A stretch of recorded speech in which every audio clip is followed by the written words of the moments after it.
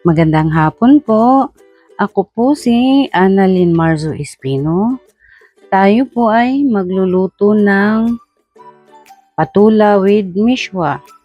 Ang mga ingredients po natin ay patola, mishwa, meatballs, hipon, malunggay, bawang, sibuyas, paminta, asin, shrimp broth cubes. Optional po yan kung gusto nyo pong lagyan.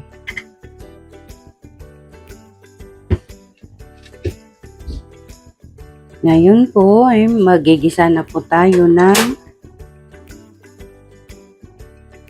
gisa po natin itong bawang,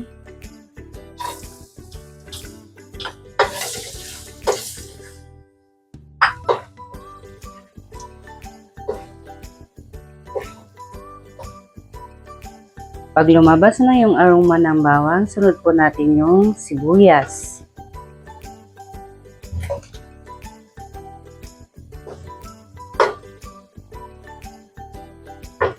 Tapos po, ihalo-halo po natin. Sunod po natin ilagay ay ang hipon.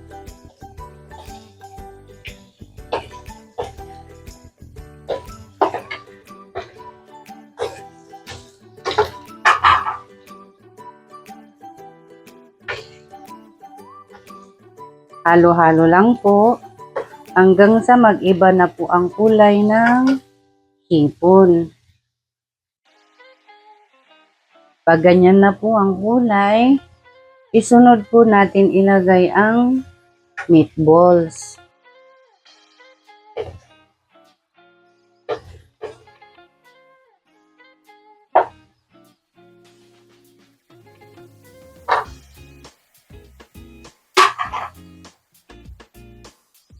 Halo-halo lang po hanggang sa will combine lahat ang ingredients. Naprito ko na po pala itong meatballs para hindi siya yung maghiwa-hiwalay pag nalagyan po siya ng sabaw. Magdagdag po tayo ng 2 cups of water.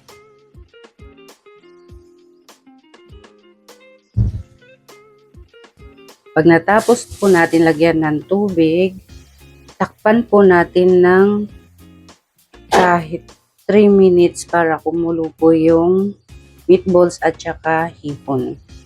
Pag kumukulo na po, lalagay po natin ang paminta, asin, at shrimp cubes. Halo-halo lang po natin. Tsaka susunod po natin ilagay ay ang patola.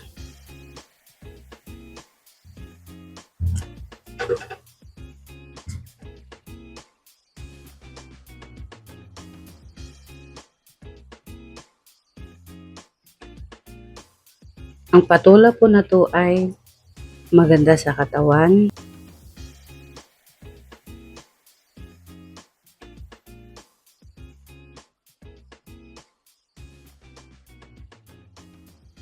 Tsaka po natin ihalo.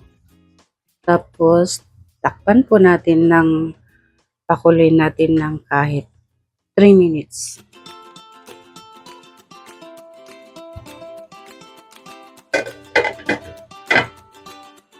Pag umabot po tayo sa puntong ito,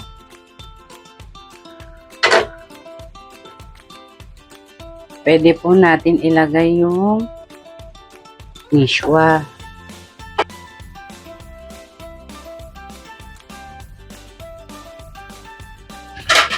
Halo-halo po natin.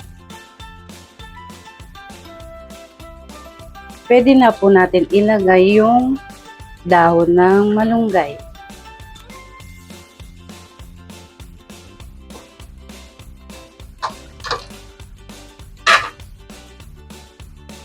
halo-halo po natin para mag-combine sila lahat-lahat.